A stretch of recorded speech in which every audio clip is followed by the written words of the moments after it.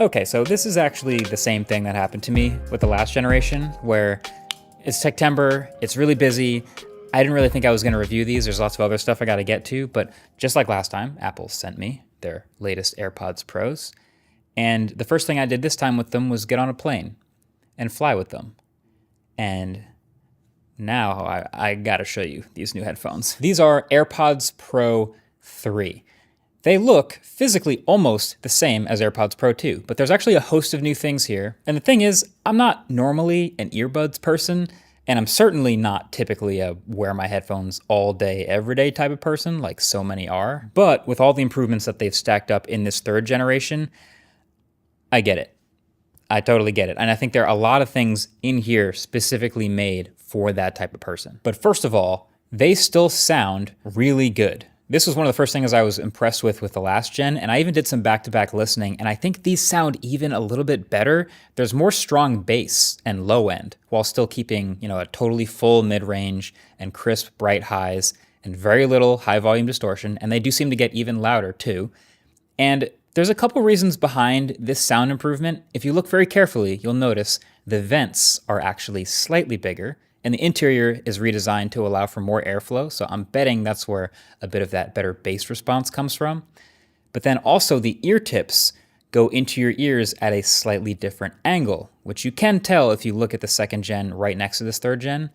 And the new ear tips are also bolstered with a little bit of foam inside the end. So they're not fully foam ear tips, they're still silicone, but you kind of get the best of both worlds now.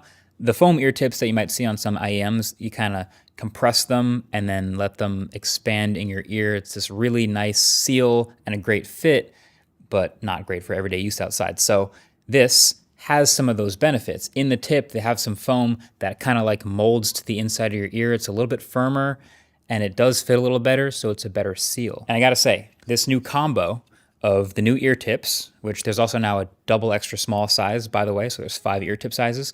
But the new ear tips plus the new angle that they go into your ear makes these the first AirPods that have ever stayed in my ears. It's been years and generations of AirPods that have always slightly wiggled out over time, but these actually stay, and that's a game changer for me. Now, I still give the nod to the Powerbeats Pro for working out, just because that piece that goes around your ear for the extra bit of security when you're running or jumping or moving around a lot, that can't be beat. But for the everyday walking around headphones, these are incredible. They've also added IP57 dust and water resistance for the first time. So they were IPX4 before, which meant they could take a splash or a sprinkle or go out in the rain, but now they are protected against a little bit of dust, and they can fully survive being submerged underwater. So that's better for heavy rain, better for spills especially, and even better for a ton of sweat. Like if you somehow sweat so much that AirPods couldn't handle it before, they can now handle it. And turns out this case is also IP57 rated as well, which is nice, but that does actually mean it's a new case. And so the more you look at this new case, the more you'll notice there's a bunch of other little small differences here as well. Like it's a tiny bit thicker and taller because of the new shape of the buds. And then also the cutout for the pairing/battery indicator light is now gone, but the light's still there. It's just behind the plastic now and quite a bit brighter. Clean. And also, just like AirPods 4, the pairing button is gone from the back. So pro tip, if you do need to manually pair these to a non-Apple device for some reason, like a computer or an Android phone, you have to open the case and double tap the front to put them in pairing mode.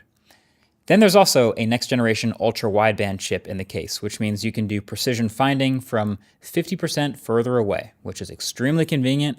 Honestly, might still be an underrated feature. The old buds don't fit in the new case, and the new buds don't fit in the old case, by the way, just in case you were wondering. And then there's also some articles about how these don't seem to come with a charging cable. And that's true. I unboxed them. Sure enough, there was no USB Type-C cable in that box. But also, neither do AirPods 4. And I think, to be honest, like most other headphones come with a charging cable, but I think Apple is assuming, probably fairly, that if you're buying the new AirPods, which suck to use with any non-Apple device, then you 99.9% most likely already have an iPhone from the past 3 years, and therefore already have a USB Type-C charger, or you already have an Apple Watch, which it can also use that charger, or you already have some MagSafe puck somewhere that you can also use. They're probably right. But also the battery life is actually longer on these too. So they'll do 8 hours with noise cancellation, up from 6. So you can ignore your coworkers for an entire uninterrupted 9 to 5. And then transparency mode or hearing aid functionality will do up to 10 hours now from the previous 6. The slide in the keynote that rose my eyebrow the most when I saw it, when they introduced these a few days ago, was world's best active noise cancellation of any in-ear wireless headphones. No asterisk, no fine print, no weird comparisons or anything, just all gas, no brakes, big claim. Now Apple says a lot of things. Things like, the iPhone 16 Pro has studio quality microphones. Stuff that's obviously not totally true or that's greatly exaggerated for marketing purposes. But this one's interesting. So the way they're quantifying it is they're saying it cancels twice as much noise as the last gen, which were already really good. Matter of fact, if you go and watch that 2022 keynote, when they introduced the AirPods Pro 2, they said that those were twice as powerful as the first gen AirPods Pro. Now these do have the same H2 chip as the previous generation, so it's not the chip, but the new ear tips with foam, the new angle that they go into your ears, and the bigger vents, and probably some more improved software tuning, all combine to give you much better, allegedly 2 times noise cancellation from the previous. And yeah, the ANC is pretty incredible in these. With my music at basically half volume, I already hear nothing but my music. Now, in this studio environment where, there's some voices, maybe occasional louder noises, one really loud mechanical keyboard, and a few dog barks, that's pretty easy. I'm locked in. I'm only hearing my music. But I also took a flight with these, like I said, and the white noise of the airplane just dropped down. It was almost completely erased, not totally to zero, but more than enough to fully immerse in whatever media I want to and actually enjoy the improved audio quality, which is saying something. And these, of course, still have other features. Transparency mode, adaptive EQ, conversational awareness is here. I'm very happy with this ANC. I went and compared them back to back with the Bose QC Ultra 2, which I found less comfortable and don't seal in my ear as well, and they also don't cancel as much sound. The Sony WF-1000 XM5s sound really good, but the fit and noise cancellation also aren't as strong. And these Galaxy Buds 3 Pro are very comfortable and I think even look better, but don't sound as good or cancel as much background noise. These have been pretty excellent for me. Still no lossless audio to anything not called Vision Pro, but this is about as good as I've heard wireless earbuds sound. Now, speaking of workout headphones, these also have a new feature, and it's this little window over here in the back of them.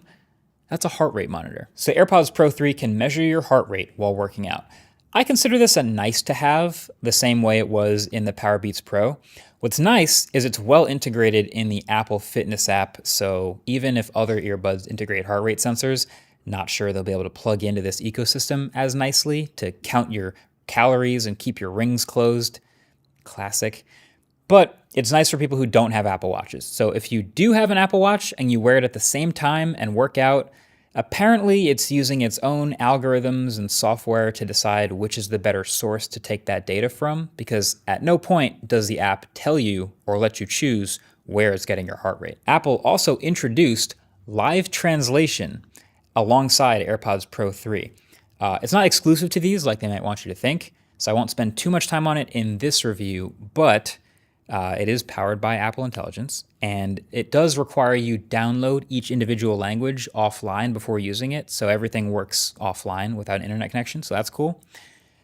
And I'm starting to think this is the perfect year to do a big comparison just on all these live translate features, because it seems like 2025 is the year of live translation. And there's a bunch of different versions of it, and I kind of want to see which one's best. Like, is it a phone app, or is it phone plus headphones?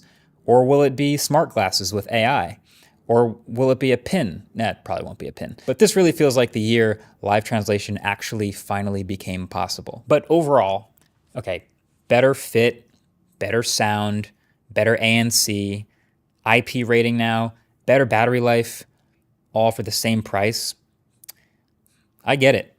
People who wear AirPods all day are going to love these things. People who sometimes wear AirPods are also going to love these things. Honestly, the only reason they're not about to become my new dailies is because I still prefer over-ear headphones. So I mostly still use my Sonys for traveling and listening to music and watching movies. Anytime I'm on a plane, I have these. And then when I work out, it's back to dedicated workout headphones, which for me are still the Powerbeats. But if you want one pair of headphones to do everything, or if you're on the fence, like, these really don't have any weaknesses if you're an iPhone user. Well played, Apple. Well played. Now, fun fact, the original AirPods were announced 3,295 days ago, and they still look like this. Like, the tech has gotten way, way better, but all these generations later, they still go with this small, white, glossy dental floss case. So, channel sponsor dbrand can change that, because the grip case for the AirPods Pro 3 is a great way to keep that charging case safe from scuffs and scratches and drops, but I'm really just into how you can change up the look of the things, because you can customize it literally dozens of ways. I've got the matte black one here, but they've got a ton of options to choose from. And it goes perfectly with any of dbrand's phone cases, like this grip case, which can also be customized to match your AirPods, or even dbrand's new tank case, this super overkill tactical looking case they've launched alongside the iPhone 17 series. So if you're like me and you wish there was a matte black iPhone 17 Pro this year, well then either of these are pretty good options. So if you are trying to pick up a case for your AirPods or your iPhone 17, then I highly recommend checking out dbrand. Link will be down below. Thanks for watching. Catch you very soon. It's Techtember. I'll catch you real soon in the next one. Peace.